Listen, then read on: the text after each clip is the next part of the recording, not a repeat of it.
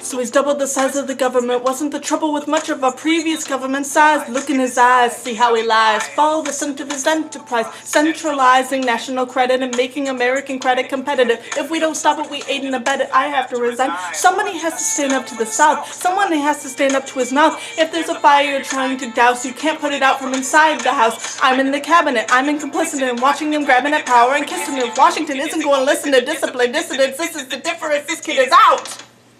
Hello everybody, Leighton here, back with another vlog, filming it early because by the time you're watching this, I'm in Utah hanging out with Maya. Hey!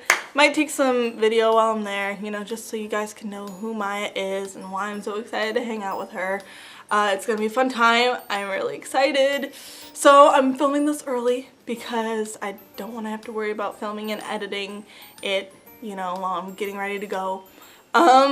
So yeah, that means that not too much has happened because I'm filming this on a Wednesday, and the last one was filmed on a Friday, so that doesn't give me too much time for stuff to have happened, but some stuff did happen. The biggest hurdle that I was able to jump this week, few days, whatever, was, okay, there's a prophecy in my story, and in my novel, the first novel of the Caspian Chronicles. For those of you who are new here, I'm writing a series called the Caspian Chronicles.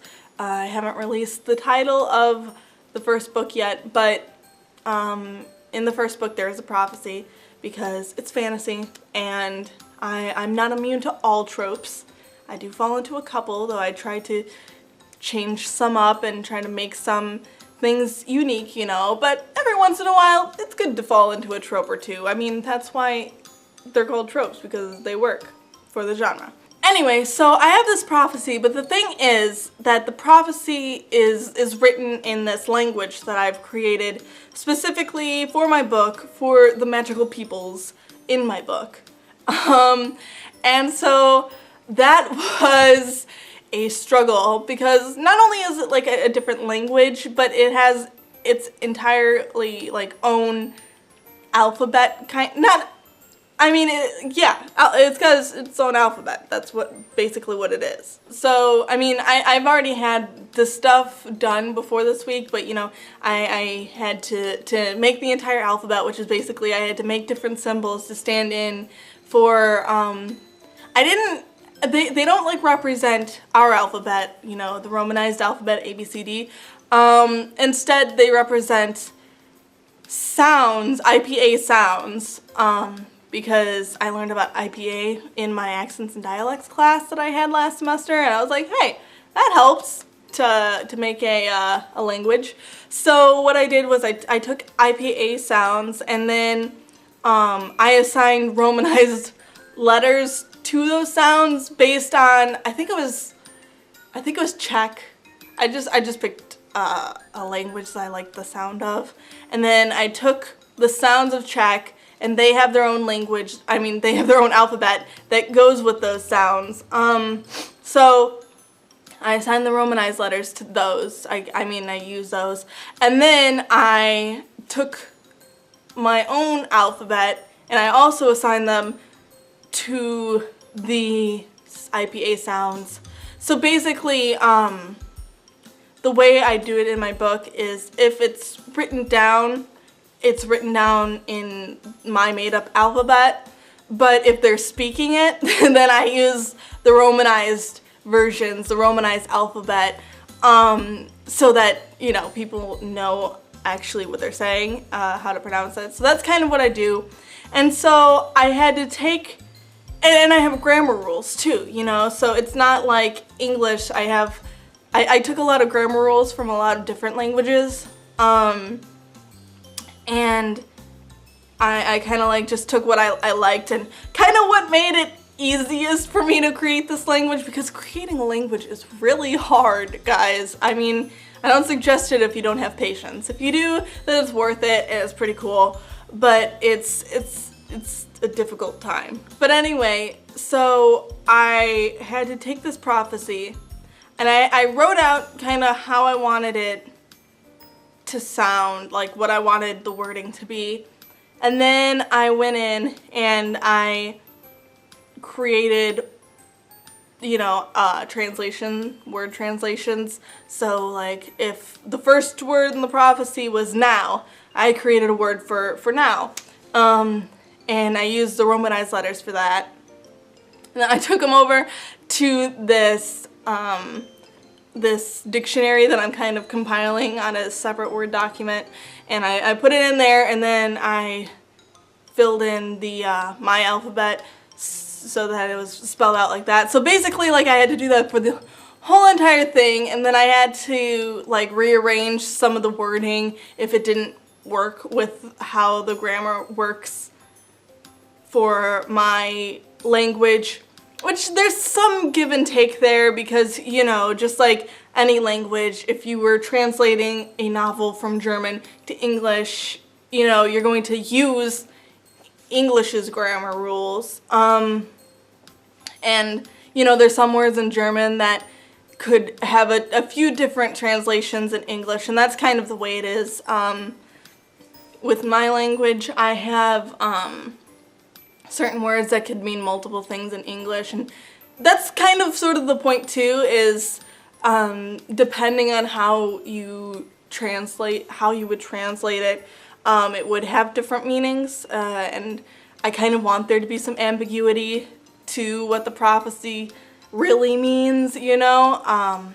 So yeah, that's what I did. It took me, I mean, it didn't take me like 4 full days, but, you know, I've been trying to write for at least an hour a day, so it's taking me about probably 5 or 6 hours if I were to compile all of the times over the past 4 days that I've been working on this book, on this prophecy and translating it, everything. It took me about 5 or 6 hours, which probably sounds excessive, but I mean, I had to make sure that I was, you know, every time I made up another like rule for grammar or whatever, then I had to like make sure I wrote it down, you know, so I don't forget later when I have to write other stuff. But, you know, I'm kind of getting the hang of my own language, you know, I'm becoming fluent in this language that I've created, which is pretty dang cool.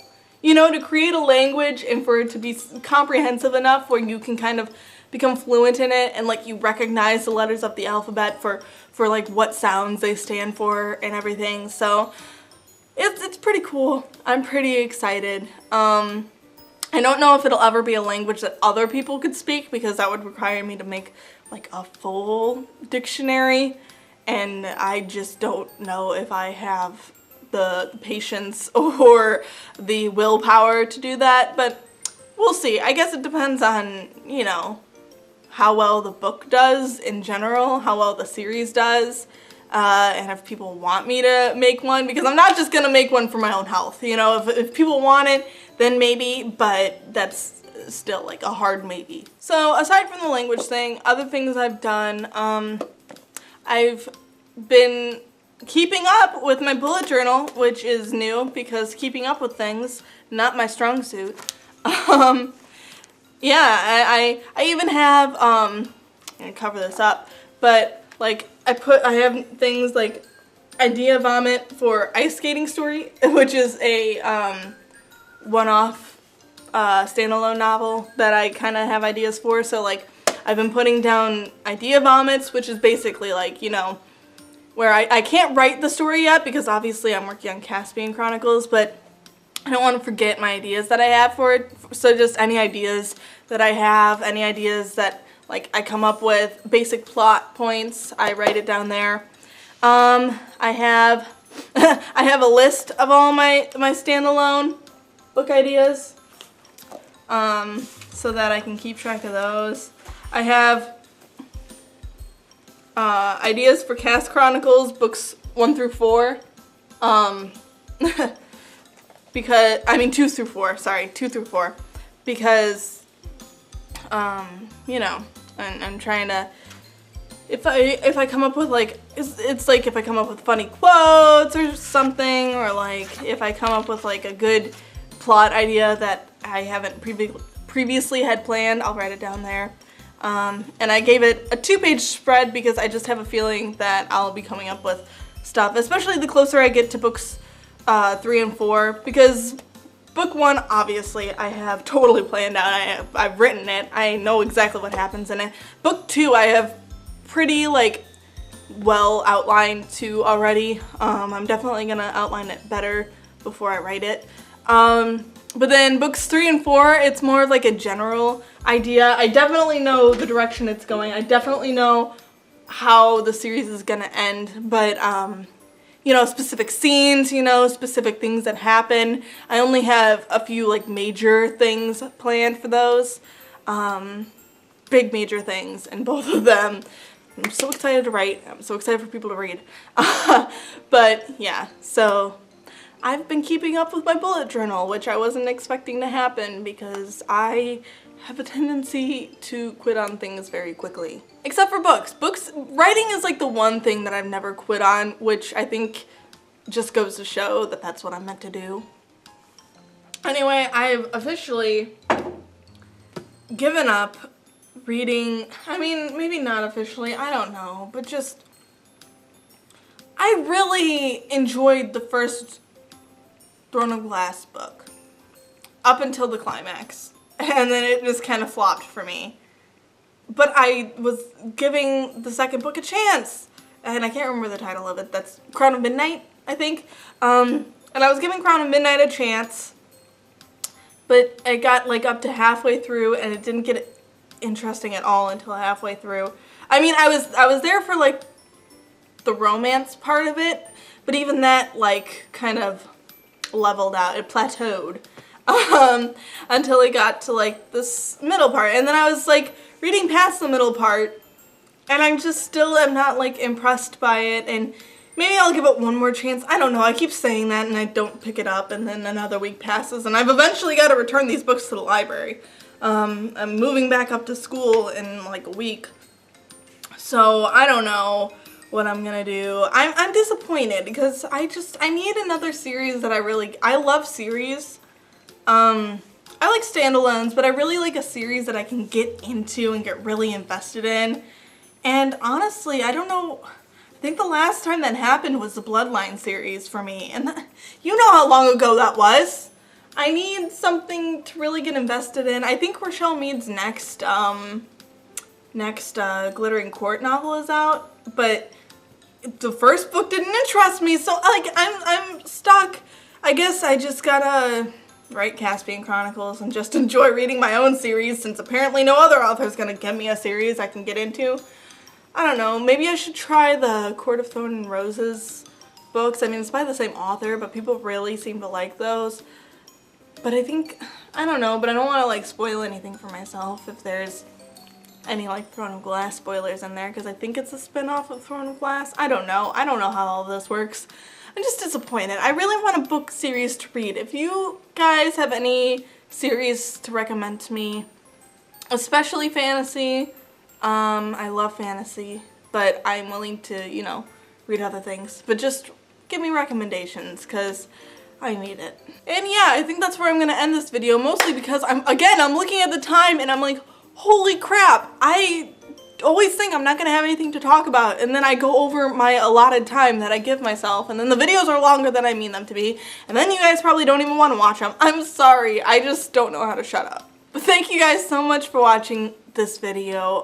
If you liked it, click subscribe and that little bell icon so that you can be notified every time I upload a video. Also, check out my social media. All of the links are in the description. You can follow me on Facebook, Twitter, Instagram, Tumblr, and you can also check out my official author website, LeightonJWilliams.com, and my blog, ReadWriteLoveFiction.com.